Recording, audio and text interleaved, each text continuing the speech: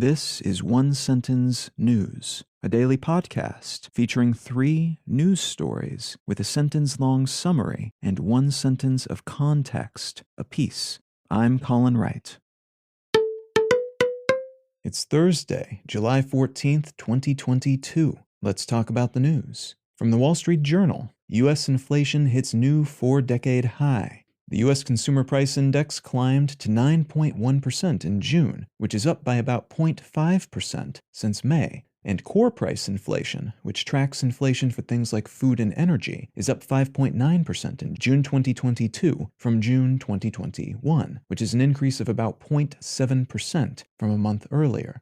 Analysts were expecting something like 8.8%, so this higher-than-expected jump has startled the market and makes another 75 basis point increase to interest rates at the Fed's next meeting all but certain, which in turn makes a recession more likely, as interest rate increases are intended to cool down the economy.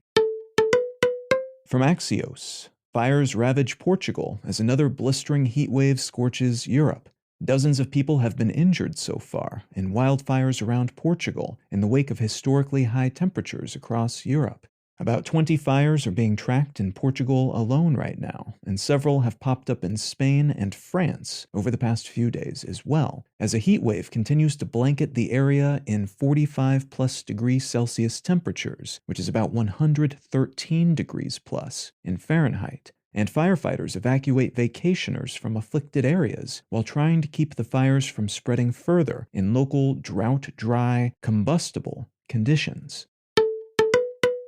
And from Reuters, Sri Lankan president flees to Maldives and protesters storm Prime Minister's office. The Sri Lankan president has fled the country with his wife and 2 bodyguards yesterday morning, preempting his plans to step down from his position and leaving his ally, the country's prime minister, in charge as acting president, a decision that resulted in more demonstrations. It's suspected that the president fled before officially stepping down from his position because that will allow him to get to a non-extradition country before losing a title that helps him avoid prosecution for any crimes he may have committed. His plane flew to the Maldives, and it's expected that he'll head for Singapore next. Back in Sri Lanka, protesters are demanding that the acting president also step down, and a nationwide curfew has been declared, though it seems pretty unlikely the protesters, who have seemingly successfully toppled a president and who subsequently stormed the prime minister's office, will pay that declaration much mind. If you're finding some value in One Sentence News, consider leaving a quick review wherever you get your podcasts and/or sharing the show with a friend. You can find out more about this show or subscribe to the email version at onesentencenews.com. And you can support this and other related projects, like the Let's Know Things and Brain Lenses podcasts, at understandery.com.